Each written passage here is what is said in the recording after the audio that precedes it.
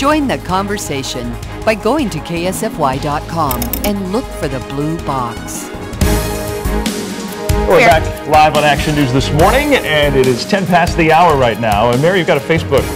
Yeah, I was just checking, and it looks like Joe says that half the town of, is it Alcester? Am I saying that right? Alcester's right. Is out of power this morning. So we're going to look into that for you, see if we can find out exactly why that may have happened. And if you're there this morning and you're out of power, but you still have your BlackBerry or your phone, send us a message. You ask at KSFY, or you can post to our Facebook page too, and let us know what's going on there. We want to keep folks informed. And you said wind gusts higher than temperatures? Plus. Yeah, the wind gusts are actually higher than the temperatures in a lot of places right now. Let's take a look at what's going on. We've got a big weather day coming up here today, and we're going to pop up our Skycam live here. And we actually, it could be wind issues causing some problems here today with power lines, of course, high-profile vehicles, school buses, big trucks, and vans. There may be some issues there. And the garbage can, if it's garbage day, it may be down. It won't even be garbage, like the dumpster could be down the block by the end of the day with wind like we're expecting here today. Let's first get to our bus stop forecast. Rain in Sioux Falls right now.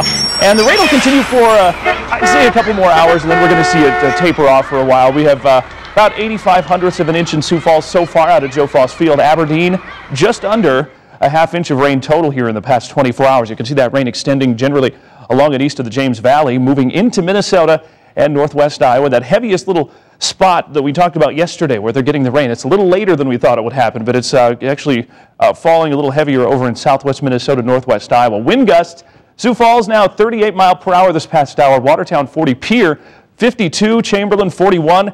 These are wind gusts, not temperatures. And that's pretty extreme here for this time of year. We have a high wind warning that remains in effect for this evening, and for today through this evening, and that continues through tomorrow for a lot of places.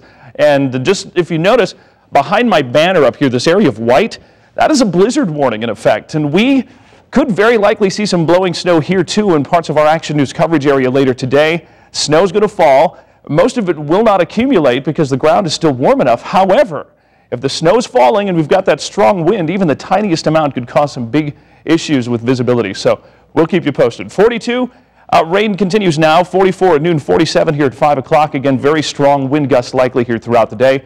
41 at Aberdeen. 44 at noon. We'll be at 43 by 5 o'clock. And as we take you to Pierre, 40 now. Northwest wind at 35, gusting again to 52 miles per hour.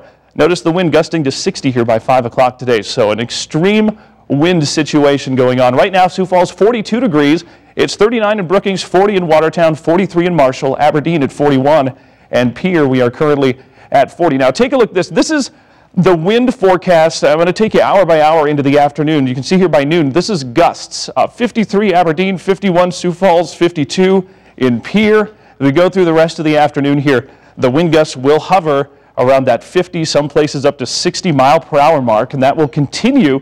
The wind will back off, I think, a little bit tonight. We're talking maybe 30 to 40, gusting to 45, and then tomorrow we're going to do it all over again with some very strong wind. It's a very, very powerful low-pressure system moving across northern Minnesota. That's going to continue to very slowly make its way across the Arrowhead region. However, behind this system, we're going to see a little more snow moving in later on today into tonight. Could even see a little snow here in the Sioux Falls metro area late tonight into tomorrow. And again, throw the wind in with that, and we've got some major issues here with some blowing snow potential. When you get 60 mile per hour wind, it doesn't matter if you have an inch of accumulation or a foot of snow, you still have big time visibility problems. And we're going to show you where that snow is going to be hour by hour coming up in just a minute. All right, look forward to that, Sean. Right. Hey, already, did you watch last night? We're already at week 6 of Dancing with the Stars, and it was rock and roll night with the stars dancing either the Paso Doble or the tango. And Audrina Patridge started off the evening. She danced the Paso Doble to Queen's Another One Bites the Dust. And Audrina's partner worked hard with her to get some fire in her eyes for this passionate dance, but... They even went to a boxing studio. Right, and still though, the end result left Len disappointed. He said, to be honest, you're getting on my nerves a bit, because the judges feel that she isn't living up to her potential. Kyle Massey came off of a particularly low-scoring performance last week. Kyle clearly took it to heart with some serious rehearsal. It paid off, though. The judges were impressed with his performance and his maturity. Bruno called him macho. I'll say he was very good. I saw his. And after weeks of hovering at the top of the leaderboard, Jennifer Gray stumbled last night, literally stumbled last night. Carrie Ann's first comment was, "You need to calm down. You're way out of control, and I don't know what's happening." Hard to believe. Yeah, the pair scored their lowest score of the season last night. Rick Fox, for his part, danced a fiercely serious tango to Van Halen's "You Really Got Me." The judges loved it.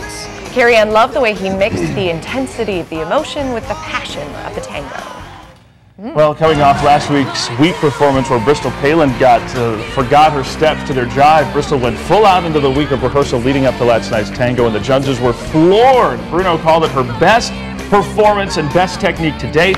Kurt Warner started off with a challenge, showing a rock and roll attitude. Rocker Bret Michaels visited Kurt to help.